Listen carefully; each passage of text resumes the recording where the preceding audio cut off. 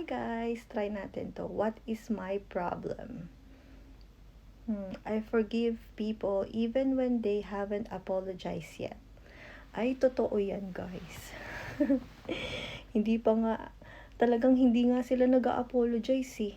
Parang baliwala lang. Pero yun nga. Pero na-forgive ko na sila. Matagal na. O talagang sila. Ayun nga. Pero kahit na hindi sila nag-a-apologize directly, so hopefully, baka nahihiya lang silang mag-sorry or mag-apologize, pero napatawad ko na sila. Sino ba tayo para hindi mag-forgive?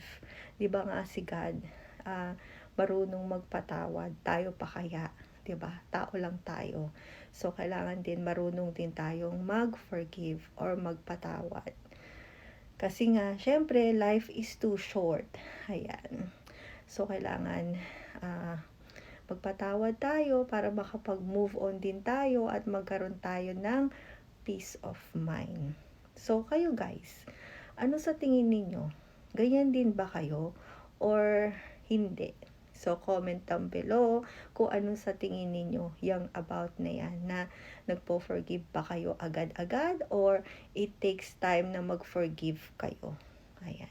So, comment niyo guys, bakit mabilis kayong mag-forgive or matagal kayong mag-forgive or hindi talaga.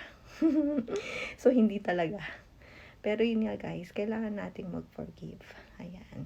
Kasi bad din naman yun kung hindi kayo magpapatawad. Para sa inyo din yun guys. Sa ikatatahimik din nyo yun. So, paano guys? Hanggang dito na lang ulit. Thank you guys for watching. See you guys next time. Bye guys!